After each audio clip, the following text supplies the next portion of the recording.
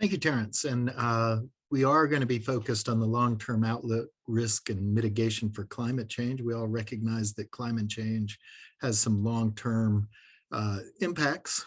And how do we address and evaluate that risk, and how do we mitigate for these perhaps as yet not completely understood issues? We're going to start off this session with a presentation by Howard Kunreuther, who is a co-director of the Wharton Risk Management and Decision Processes Center at the Wharton School at University of Pennsylvania, and has also written a number of books on this topic and has been recognized for its outstanding work in the role of public-private partnerships in mitigating and managing these risks. Howard, let me turn it over to you to set the stage for our session.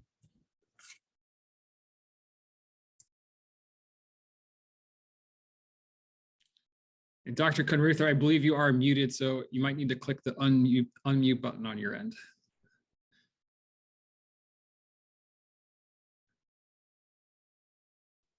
There we go. Good. Thank you, Danny. Now I know you can hear me, and hopefully others can as well. Well, it's my pleasure to have an opportunity to share some thoughts on mitigating risk from natural disasters and future natural disasters in dealing with climate change as part of this very important conference that is being held. And so I'm going to keep my presentation to 20 minutes, so we have 10 minutes for discussion. I'll go over some of these slides a little more rapidly for that reason, but they will be distributed, and hopefully you'll be able to follow what I'm saying. Let me see if I cannot advance them for whatever reason. I don't know why.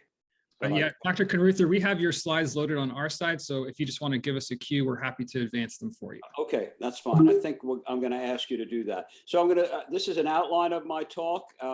Start with a new era of catastrophes, the impact of biases, dealing with climate change, a role of a behavioral risk audit, and then some challenges and questions that might stimulate the discussion, and looking forward to having that session afterwards. Let's have the next slide, please. This is a slide that was taken by my wife and my wife Gail and myself when we were in Leeds Castle in London about a year and a half ago. And I was amazed to see all these black swans there. And many of you may know of Nicholas Taleb's book on the black swan, talking about low probability events, very low probability. And I took a photo of this because of the fact that the events are a lot higher now than they were before. And these were all black swans imported from Australia and New Zealand for purposes of decorating the lake. And so that introduces the topic. I'm going to go through these next slides fairly rapidly. Let's have the next one. You can see just from here the fact that natural disasters, catastrophes, and man-made disasters are increasing rapidly since the 1970s. Try the next slide after that. And here are some of the events that have taken place. Many of them, and most all of the really catastrophic losses, have come after the year 2000, as you can see. And Hurricane Laura being the latest one in that category that I think people here know about. I have a daughter named Laura, so I'll remember that disaster for a long, long time, and the wildfire disaster that occurred. Okay, let's have the next slide after that, please. Here are the uninsured and uninsured losses. Again, a trend that you can see is upwards. And the slide after that. Here's the question: why is this occurring? And I think most participants are familiar with all of this, but let me highlight a few of the points here. First, we have a higher degree of urbanization in hazard-prone areas and a huge increase in the value at risk. And so people are moving into these places because many of them are very comfortable places to live, and people don't think about the hazards that they may be facing when they move there. And that, of course, has been now exacerbated by the weather pattern and sea level rise. That is a theme of this meeting. The change in the climate conditions, more intense weather related events like hurricanes, all really having a larger impact because of the increased value at risk. So if we turn to the next slide, you can see essentially what's happening to Florida. And I think we could have a similar slide, but not as extreme in Texas, but certainly in Florida. And particularly because of the fact that Florida has a very, very appealing coastal environment. And that's where most people are moving. And you can see the increase from 1950 through 2010. And I think it's even a little bit higher now in 2020. And these people are living in hazard-prone areas. Next slide, please.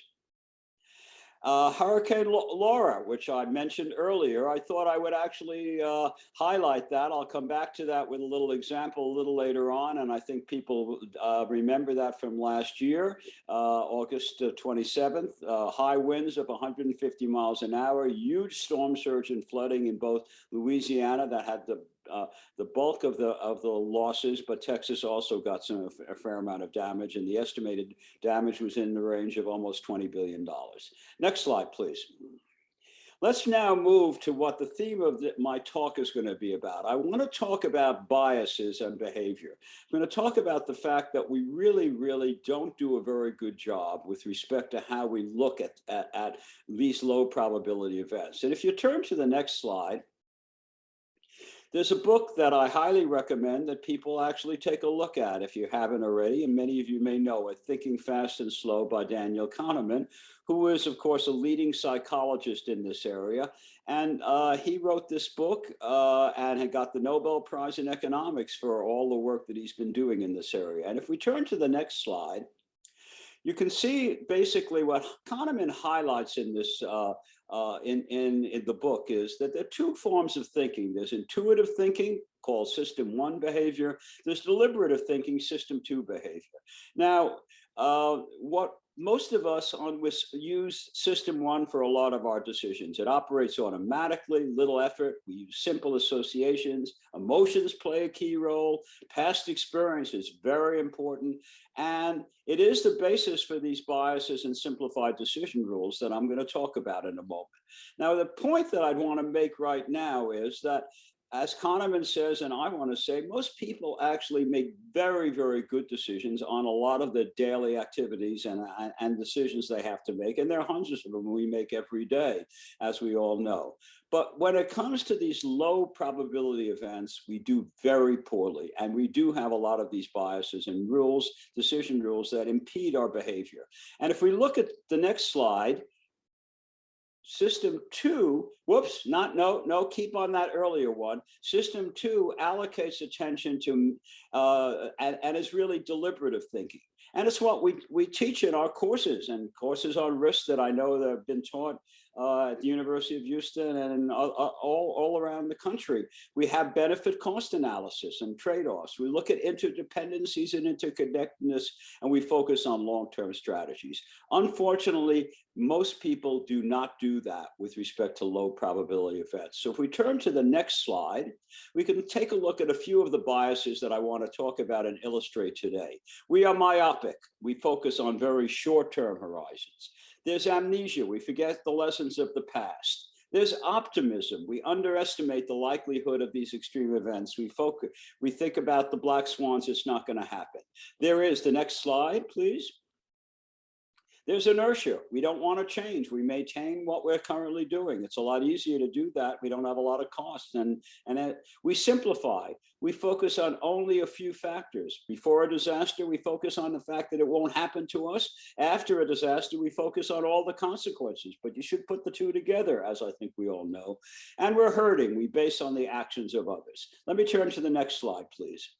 Now, how are we going to deal with climate change and flood hazards now? Let's take a look at the next slide after that. Well, if we look at climate change, what we see is that carbon emissions and concentrations are really increasing exponentially, not linearly, as people often think. And as a result, we're going to be facing with major problems. Let me highlight the next slide after that. Here's an example of that. 136 major cities have sea level rise of 7.9 inches by 2050, and it will cause the damage to go up from 52 billion in 2005 to 1.2 trillion dollars in these cities. Population of hurricane-prone areas in Florida increased 163%. I already illustrated Florida, compared with only 61% in the United States population. And we're going to have much more damage from hurricanes. Next slide, please. I'm going to highlight a family in Texas that has an opportunity in Houston, the Lowland family, and they're considering whether to invest $1,500 in installing hurricane shutters to reduce storm damage to their house from future hurricanes. I want to illustrate this because hydrologists have given data 1 in 100 chance of a savings of $27,500 if they flood-proof their house with these shutters. But the premiums are also going to go down. The expected premium, if you look at 1 in 100 times 27,500, is going to go down by $275. Now, let's take a look at how that family actually deals with this hazard. Next slide, please. First of all, they think about the fact the expected benefit cost analysis from this is going to be really, really low if they only look at the next couple of years, which is what most people will do. The upfront cost of this is $1,500, and they say it's not going to be worthwhile. But these benefits of mitigation and putting on shutters is for the life of the house, and that can be 30 years rather than actually just the few years that people think about. So the Lowland family decides they're not going to adopt those measures. Next slide, please. The responses by the Lowland family for not adopting these measures is as follows. Next slide. Myopia. They don't consider the long-term benefits. Amnesia. The previous flooding is already faded from memory.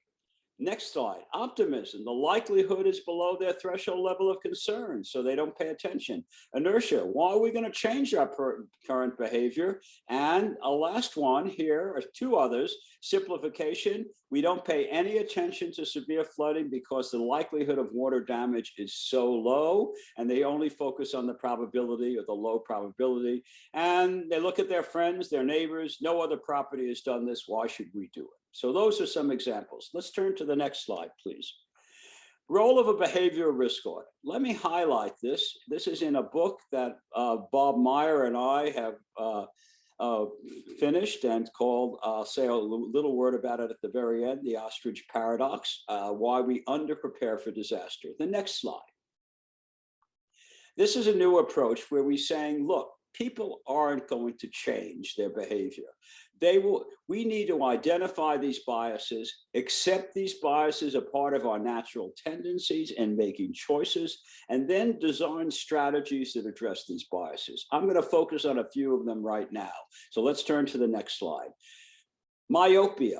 What we need to do with myopia, and everyone is short-term, and I'll illustrate that in a moment with the Lowland family, is give long-term loans so that people don't have to think about that upfront cost of $1,500. It gets spread over time, and then give them an insurance premium reduction that is likely to be greater than the loan.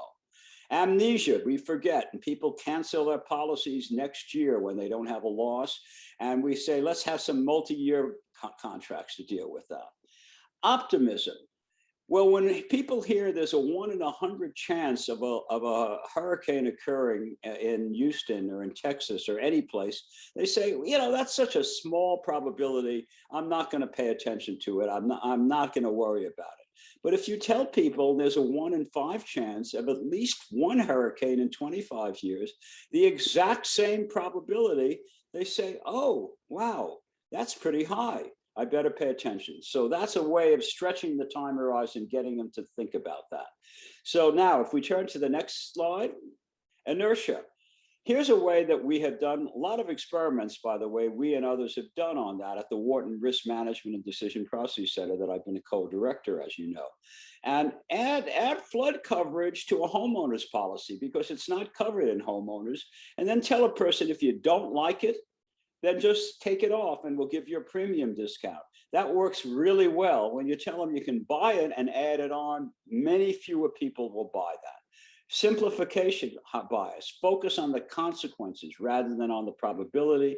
And herding, that's a real challenge, but maybe a seal of approval with certified inspections on well-designed property that create a social norm, or have a regulation or a building code or something that gets people to be forced to do it, because it's really hard to get people to even put on a seal of approval. Now, I want to conclude with the last portion here of how we address myopia first, and by using a behavioral risk audit. And let me show you with the Lowland family how that works out. And we'll keep scrolling down on this slide. Cost of the flood-proof home is $1,500.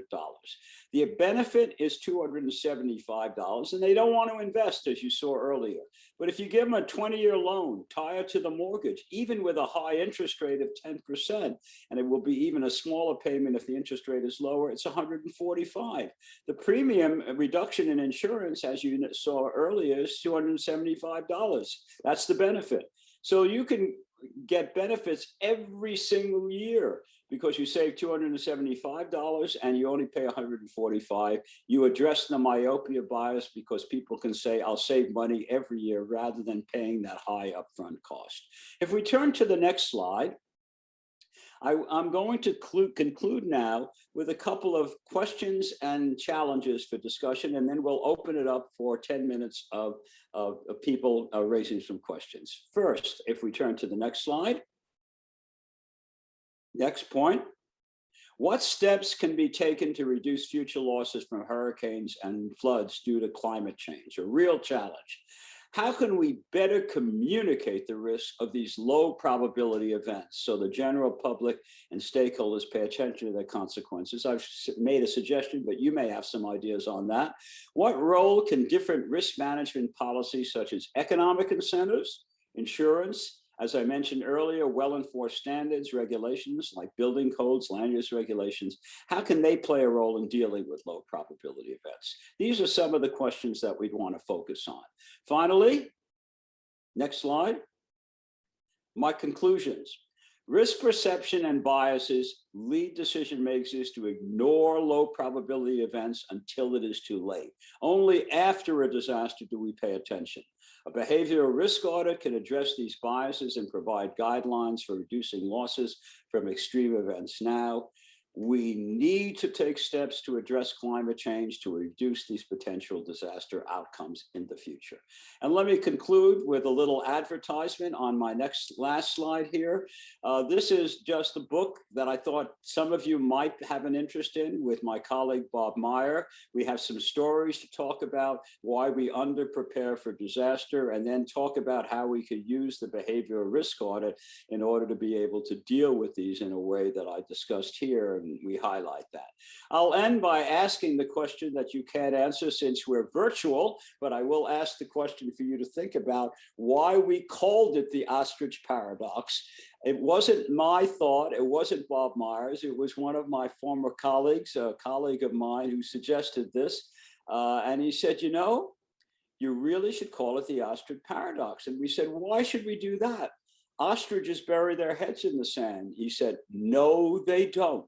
They are very smart. They can escape and can run fast because they can fly. They protect their young.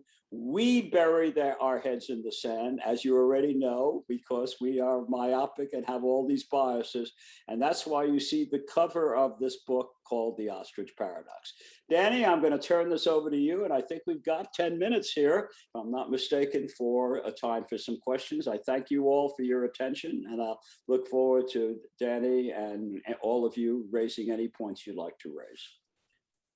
Thank you, Howard, and we will have some questions. I'm going to take the liberty of, I guess, making a comment initially, is that my initial thoughts when you were looking at myopia was that, well, you know, what happens if you believe you're only going to be in your house 5 years, but your long-term insurance suggestion would in fact deal with that. You wouldn't have to pay the last 15 years of that insurance, perhaps. Well, you're absolutely right, Dan. This is a very important point that you're raising. There are rational reasons for thinking short term. And what we have been doing, and I'll respond to that comment directly. I didn't mention it, but you're absolutely right. And people can say, well, I'm only going to be in. We have been showing with examples that even with 5-year horizons, you can actually recoup your insurance, the cost of the upfront cost with insurance premium reductions. And at the same time, your property value should go up. So you should be able to sell it for more than you otherwise would. But that is the answer. But we always point out there are biases along the lines of what we say, but the myopia of 5 years is important. People might say that, but there are ways to deal with it. And long-term insurance would help that process as well. If you had a 10-year policy, then you'd be in great shape. But that isn't going to happen tomorrow.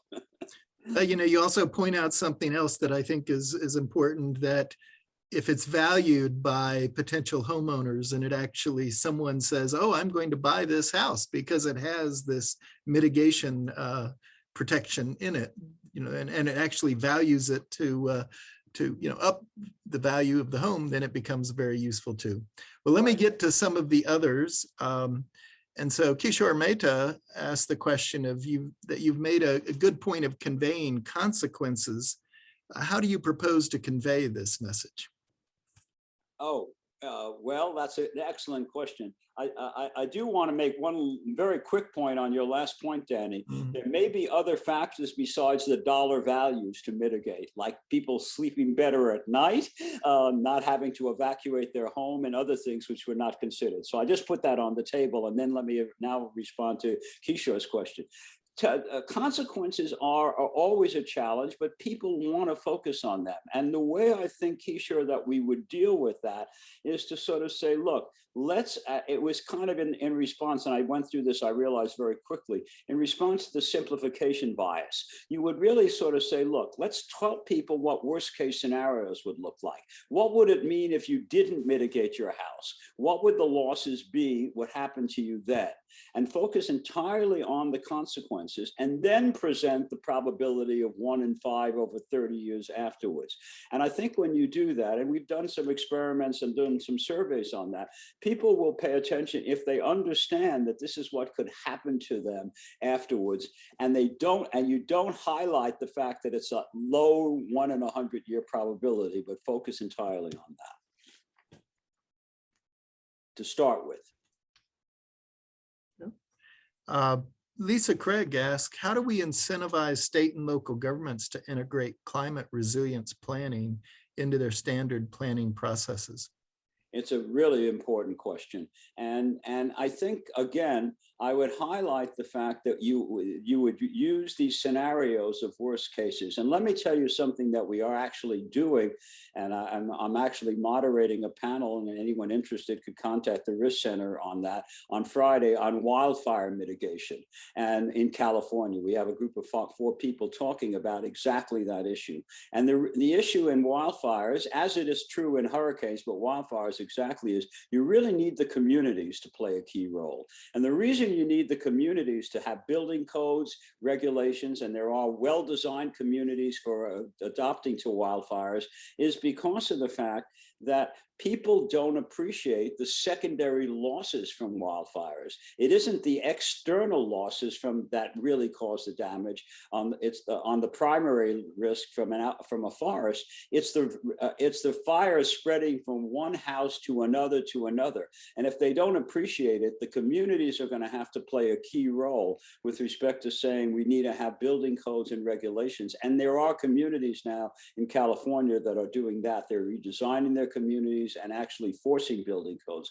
Texas, I think, would have similar problems with hurricanes or even floods. You often have a secondary loss that it spreads from one house to another, or the damage spreads. With earthquakes, that's a problem. So I think you really need to have regulations, and particularly, and I would raise the question I did pose at the talk, herding behavior says, I'm looking at my neighbor, they're not doing anything, I'm not doing anything. Maybe the only way you're going to do it is have to have the communities do something, because the individuals will not do it on their own.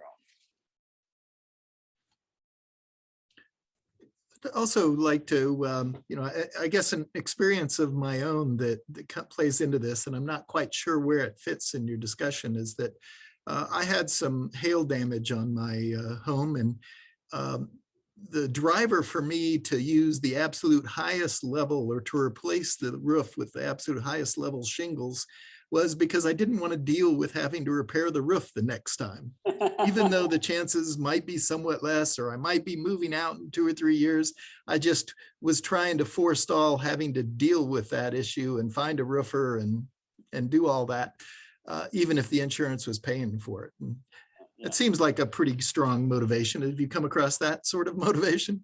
Well, the one thing we have always come across, Danny, and that we have heard that, absolutely. The other thing is you do it right after the disaster. That's when people pay attention. They focus on the consequences. And my guess is, I don't know if this is a fact, but my guess is you did it soon after the disaster occurred. You might Absolutely. and you may have had to do it for other reasons, but people do pay attention. And it's part of the simplification bias. They pay attention to the consequences and don't even ask the question, what's the probability, which they should do, because if the probability is very low, it may not be worthwhile. That's true with earthquakes, for example. The probability goes way down after an earthquake, but people do an awful lot. They buy insurance after an earthquake, not before, and they know the probability goes down, but they still buy it. And here I thought I was an independent individual, but I'm just a part of the herd. Part of the herd, right? That's it. Yeah, that's right. We're all part of the herd. That's the problem. I'm no different. I bought my first set of battery cables only after the car did not start. And that was a number of years ago, but I said, I don't need any battery cables, and I didn't think about it. And of course, when you do need them again, your battery cables will be sitting in the garage because you've moved them out at the wrong time. That's exactly right. Exactly. Okay, well, I think it looks like we've exhausted our questions and it's time to move on. I really appreciate the discussion, Howard, and enjoyed that kickoff to our session. Well, thank you for moderating, and thanks for your examples, Danny. I appreciated those as well. And I appreciated everyone tuning in. Take care. I'm going to sign off now. Thanks. Bye.